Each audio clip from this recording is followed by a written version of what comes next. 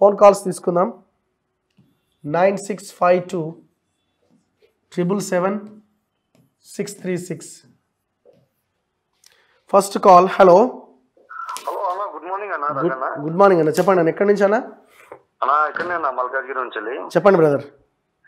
ఏం లేదన్నా, ఈ వైఆర్టీవీ రంజిత్ ఎందుకంత మొత్తం ఆపోజిట్ గా మాట్లాడుతున్నా? ఎవరి లైన్ వాళ్ళకు ఉంటది కదా, మరి ఆయన ఎందుకు మాట్లాడుతున్నారు అంటే ఇప్పుడు 10 years లా ఒక రేషన్ కార్డు కూడా లేదు. అప్పుడు ఆయన ఏం చేసిండన్నా అప్పుడు? చూద్దాం, మనకు క్లారిటీ వస్తుంది రాబోయే రోజుల్లో, ఇంకా క్లారిటీ వస్తుంది. సరే, ఇప్పుడు వాళ్ళని మనం అనడం వల్ల మనకేం ఉపయోగం లేదు. వాళ్ళ పని వాళ్ళు చేసుకొనివ్వండి. ఏంటంటే కాదు 10 years లో ఒక రేషన్ కార్డు కనబడలేదా అన్న? ఆయనకుందా రేషన్ కార్డు? నేనేమంటున్నానంటే, ఎవరి స్వేచ్ఛ వాళ్ళకు ఉన్నది, వాళ్ళ పని వాళ్ళు చేసుకుంటారు. జనం ఏది నమ్మాలనేది జనం డిసైడ్ చేసుకుంటారు. అందుకే నేను ఏ ఒక్కరి అభిప్రాయం మీద నేను కామెంట్ చేయను, నాకు అనవసరం కూడా.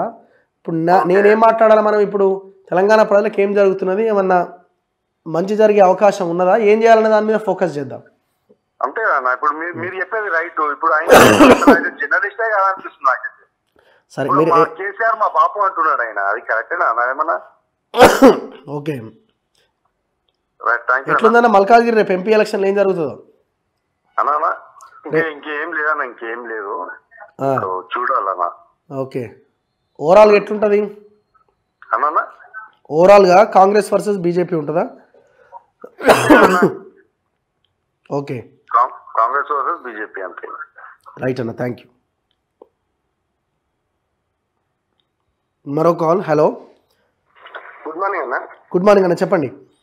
అయితే ఒక్క విషయం అన్న, ఇప్పుడు మన వీళ్ళ స్కీములకు కొంచెం లేట్ చేయొచ్చు, మనం ఆర్థికంగా వెనుకబడే ఉన్నాం, అప్పుల పాలైనాం. ఓకే, దానికి అగ్రి అన్నకి బిల్ ఏం ఇబ్బంది అన్నా? దానికన్నా వీళ్ళు ఇన్వెస్ట్ చేసేది ఉందా ఎక్కడన్నా? ఇప్పుడు ఉమ్మడి కరీంనగర్ జిల్లా అన్న, నేను మాట్లాడే చుప్పారెడ్డి కాన్స్టిట్యూన్సీ నుండి. ఓకే, చిన్న పోరగాళ్ళు అన్న, చిన్న పోరగాళ్ళు తాగి చచ్చిపోతారు, యాక్సిడెంట్ చేసుకుంటారు, కాళ్ళు చేతులు పోతున్నాయి. మేము 6 గ్యారంటీలు ఆశించి మేము ఉమ్మటేయలేదన్నా. మాకు రావాలి ఇటువంటి ఈ అరాచకాలు అనేది తీసేయాలని. అప్పుడు బీఆర్ఎస్ లా బెల్ట్ షాపులు పెట్టుకున్న వాళ్ళు ఇప్పుడు కాంగ్రెస్ లోకి వచ్చి మళ్ళీ బెల్ట్ షాపులు పెట్టుకుంటే అప్పుడు 5 ఉంటే ఇప్పుడు 10 అయినాయి వినయ్కి. బెల్ట్ షాపులు వీళ్ళు తీసేస్తామన్నారు కానీ ఇంతవరకు ఆ రకమైన కార్యాచరణ అయితే ఏం కనిపిస్తలే. అదే అన్న, దాని కార్యాచరణ అన్న. ఓవర్ నైట్ లో అబ్గారికి వీళ్ళు ఒక సజెషన్ చేస్తే తెల్లారి వరకు బెల్ట్ షాపులు ఎత్తేస్తారు కదా అన్న. ఎంతసేపు మరి ఎందుకన్నా? ఇప్పుడు మళ్ళా ఇప్పుడు అప్పటికన్నా ఎక్కువ మరి ఇప్పుడు 10 సంవత్సరాలు ఓకే పడ్డది, కానీ ఇప్పుడు ఓకే పట్టే అంత సమయం లేదన్న. గవర్నమెంట్ ఇమీడియట్ గా ఇనిషియేటివ్ తీసుకోవాలి ఖచ్చితంగా. అదే అన్న, ఇప్పుడు 3 నెలలు కాదు నువ్వు సంక్షేమ పథకాలు ఏడాది అయ్యి దాంతో ఇబ్బంది లేదు. ఇటువంటి మాత్రం ఇబ్బంది అయితే ఎవరు తల్లిదండ్రులు పిల్లలు దూరం చేసుకుంటారన్న. ఎవరు చెప్పిన మాట ఏంటలేడు. ఇప్పుడు వైన్ షాప్ ఉంటే అక్కడ టైం టేబుల్ ఉంటది, అక్కడ మండలం పోయి సాగరు.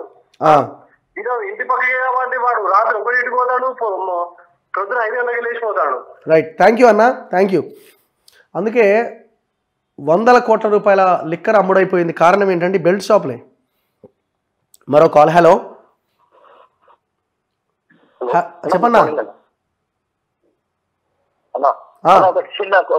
మూడు విషయాలన్నా చెప్పన్నా. ఒకటి, ఇప్పుడు కేటీఆర్ నిన్న పారిశుద్ధ్య కార్మికులతో మీట్, లంచ్ మీట్ అని చెప్పి పెట్టిండు. మొన్న యూట్యూబ్ ఛానల్స్ మీకు అన్నారు. యూట్యూబ్ ఛానల్స్ ని ప్రచారంలో ఆయన వాడుకున్నంత ఎవరు వాడుకోలేదు. సెలబ్రిటీలని అవన్నీ ఆయన వాడినంత ఇంకొకరు వాడలేదు.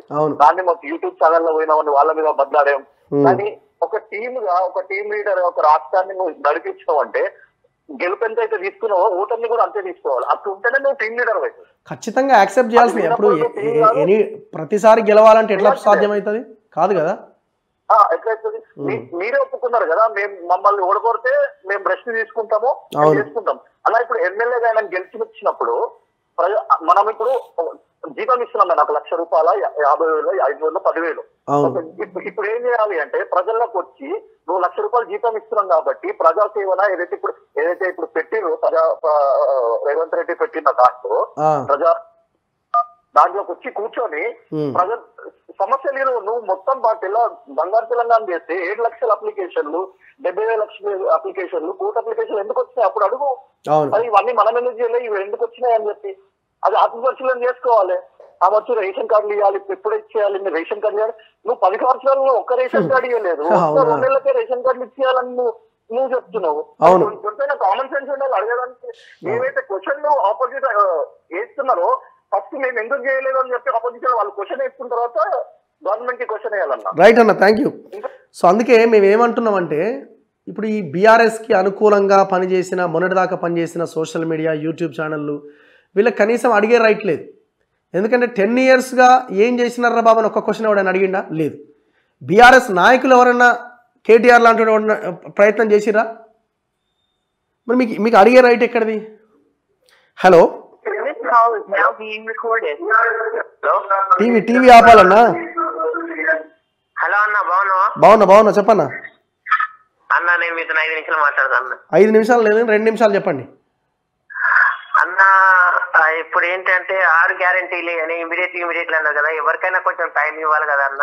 అవును, మినిమం 3 నుంచి 3 అంటే ఇప్పుడు చూడండి, ఇంట్లో అత్త కొత్తగా కోడలు వచ్చిందనుకో, కోడలు రాగానే మంచిది కాదు కదా. ఒక 5 రోజులు 6 నెలలు సంవత్సరం చూసినాకనే కోడలు క్యారెక్టర్ ఏంటో తెలుస్తుంది కదా. సో కొంచెం టైం ఇచ్చి మనం రేవంత్ రెడ్డిని ఎంకరేజ్ చేసి చేస్తే ముందు పోవచ్చు తప్ప గానీ చేస్తలేరు అని దాని ఎఫెక్ట్ ఎంపీ ఎలక్షన్ పైన పడితే మళ్ళా ఉల్టా పల్టా అయిపోతుందని నా భయం. అంతే. ఓకే, చూద్దాం. అదే అందుకే అంటున్నాం కదా, మనం ఒక 6 నెలలు కనుక వెయిట్ చేస్తే వీళ్ళు ఏం చేస్తారనేది క్లారిటీ వస్తుంది.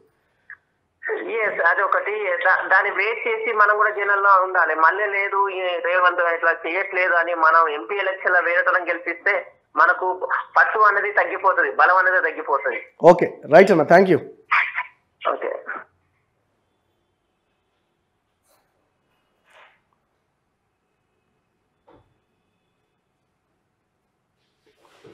మరో కాల్. Hello sir. అన్న నేనే సార్. నాకు ఖమ్మం సార్, నాది వికలాంగం ఉంది సార్. చెప్పన్నా సార్. మాకు కూడా బస్సు ఫ్రీ ఇస్తా అన్నాడు సార్, ఇయ్యలేదు సార్. బస్సు ఫ్రీ ఇస్తాను వికలాంగులకి మేనిఫెస్టోలో పెడతానని పెట్టలేదు సార్. ఓకే, మహిళలకు అన్నారేమో కదా. ఏం సార్? మహిళలకని అన్నారేమో కదా సార్. ఇది కూడా ఉన్నది సార్, చూడండి మీరు. ఓకే, వికలాంగులని కూడా ఉందా? ఉన్నది సార్. అయితే ఇయ్యలేదు. ఇంకోటి మాకు ఎక్కాలంటే ఇబ్బంది అవుతుంది సార్. మాకు మాకేమో ఓన్లీ ఇచ్చే స్లీపర్ కానీ ఆఫ్ చార్జ్ ఇచ్చింది సార్. ఇది కూడా ఇబ్బంది అవుతుంది సార్ బాగా. అవును, అసలు యాక్చువల్గా మీకే పెట్టాలా. యాక్చువల్గా ఈ బస్సు ఫ్రీ అన్నది మీకు ఫస్ట్ ఇంప్లిమెంట్ చేసిన తర్వాత మిగతా వాళ్ళకి చేస్తే బాగుంటుంది. ఏం లేదు సార్, బాగుంది సార్. ఓకే, సరే సార్. రైట్ అన్న, థ్యాంక్ యూ.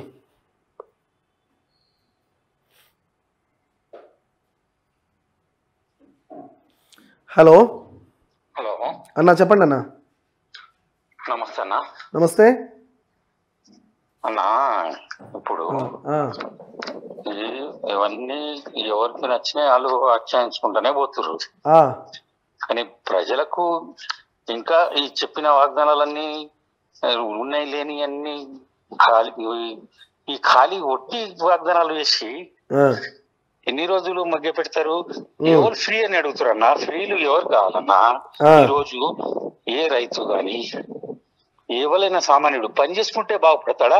ఫ్రీగా సోమరిపోతులు తయారు చేస్తారా ఏ ప్రభుత్వం వచ్చినా? దీని గురించి మరి ఎన్ని రోజులు ఎన్ని విశ్లేషణలు ఇంతమంది మన మేధావులు చేస్తున్నా గానీ ఈ రాజకీయ నాయకులకు ఈ ఫ్రీకి లొంగిన రోజులు ప్రజలు ఇదే పరిస్థితి ఉంటుందన్నా. ఓకే, చూద్దాం. అదే ఈ ఫ్రీస్ అని కాకుండా ఎడ్యుకేషన్ హెల్త్ మీద ఫోకస్ చేయాలా, ఉద్యోగాల మీద ఫోకస్ చేయాలి. పబ్లిక్ కు కావాల్సిందన్నా ఎడ్యుకేషన్. ఈ ప్రైవేట్ అన్ని ఇంతమంది గెలిచిన లీడర్ లోపల అన్ని కాలేజీలు స్కూళ్ళు ఉన్న లీడర్స్ సహా స్కూళ్ళు ప్రైవేటు. అదే సామాన్యుడు బతకాలంటే వరికి మద్దతు ధర, ప్రతి రైతుకు బతకాలంటే వరి మద్దతు ధర కావాలి. హెల్త్ మీద విద్యా వైద్యం 2 ఫ్రీ ఉంటే సరిపోతాయి. ఈ మన తెలంగాణ రాష్ట్రంలో వీటిని కూడా కోట్లు పెట్టే వాళ్ళు ఉన్నారు విద్యా వైద్యానికి కూడా. కానీ ఈ ఫ్రీ చిన్న దానికి ఫ్రీలు అంటే ఫ్రీలు ఇప్పుడు బస్సు ఫ్రీ. ఓకే, అర్థమైంది అన్న, మీ పాయింట్ అర్థమైంది. చూద్దాం, ప్రభుత్వాల దిశగా నిర్ణయాలు తీసుకోవాలి. అధికారంలోకి రావడానికి ఎన్నో హామీలు ఇస్తూ ఉంటారు. ప్రజలు కూడా అదే దారిలో వెళ్తూ ఉంటారు. హలో 2024 హలో హలో అన్నా నమస్తే నమస్తే అన్న. అది పాలమూరు జిల్లా అన్నా. ఓకే, పాలమూరు జిల్లా. ఇది రైతు బంధు స్టార్ట్ చేసి 20 రోజులు అవుతుందన్న, ఇంతవరకు ఏందండి? ఎంత పడ్డదన్న అసలు? ఎకరం లోపల కొంతమందికి పడ్డట్టున్నది. అదే కుంటలలోనే పడ్డాయండి, ఎకరం దాటలేదు. ఇది ఇంతకు నడుస్తుందా, బంద్ అయిందా, ఏమన్నా మీకు ఇన్ఫర్మేషన్ ఉందా? నేను అనుకోవడం అయితే బంద్ అయ్యే అవకాశం ఉండదన్న. అది 100% పడుతుంది. ఎందుకంటే వాళ్ళు వెయ్యకుండా తప్పించుకోవడానికి అవకాశం ఎట్టి పరిస్థితుల్లో లేదు. 0.0001% కూడా ఉండదు. సో నేను అనుకోవడం ఈ డబ్బులు వ్యవస్థ, ఇది ఫైనాన్షియల్ స్టేటస్, ఇదన్నీ కారణం అయి ఉండొచ్చు. అది కూడా ఒప్పుకోవాలని తీరాల్సిందే మనం. చూద్దాం, ఇంకొంచెం వెయిట్ చేసి వాళ్ళకి కొంత వెసులుబాటు సమయం ఇచ్చే ప్రయత్నం అందరూ చేస్తున్నారు కాబట్టి రాబోయే రోజుల్లో ఇంకా బలంగా మనం అడిగే ప్రయత్నం చేద్దాం. రైట్ అన్న, థ్యాంక్ యూ. రైట్.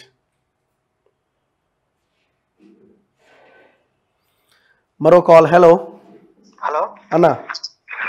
అన్న ఇప్పుడు 6 గ్యారెంటీ ఇచ్చింది కాంగ్రెస్ అన్న. లో క్లారిటీ లేకుండా ఇప్పుడు పెన్షన్ ఇచ్చేవారి ఇంట్లో ఈ మహిళలకు 2500 ఇయ్యం, మొదటి ప్రాధాన్యత ఇయ్యం అని అంటారు కదా. ముందు రూల్స్ అన్ని గైడ్ లైన్స్ అన్ని రిలీజ్ చేసిన తర్వాతనే ఇప్పుడు గత ప్రభుత్వం గట్నే ఏదో ఇంటికి ఒకటి ఇచ్చి చేతులు దులిపేసుకున్నది. అవును, ఇప్పుడు ప్రతి మహిళకు 2500 ఇస్తున్నప్పుడు ఇవ్వాలి. కానీ ఒక వ్యక్తికి 2 స్కీములు ఇవ్వద్దు. వాళ్ళ ఇంట్లో ఉన్న మహిళకు అర్హత కల్పించాలి. అవును, చూద్దాం. అది అంటే అసలు ఇంట్లో రెంట్ ఇస్తారా, గవర్నమెంట్ ఉద్యోగం చేసే పిల్లలు ఉంటే మరి తల్లిదండ్రులకు ఇస్తారా, ఇవన్నీ యాక్చువల్ గైడ్ లైన్స్ బిఫోర్గా చేస్తుంటే ఇష్టం ఉన్న వాళ్ళు అప్లై చేసుకుంటారు, అర్హత లేని వాళ్ళు అప్లై చేసుకోరు. యాక్చువల్గా అది జరగాల్సి ఉండే, కానీ వీళ్ళు మొత్తం అప్లికేషన్లు తీసుకొని ఏదో కంప్యూటరైజ్ చేస్తూ ఉన్నారు. చూద్దాం ఏం జరుగుద్దో. అయితే అన్న మీరు ఎమ్మెల్యేలతో మీరు ఇంటర్వ్యూ చేస్తారు కదా, అయితే మీ ద్వారా మాకు ఇన్ఫర్మేషన్ తెలుస్తాయి. మీరు అడగండి క్లారిటీ. తప్పకుండా అన్న. Thank you. థ్యాంక్స్ అన్న.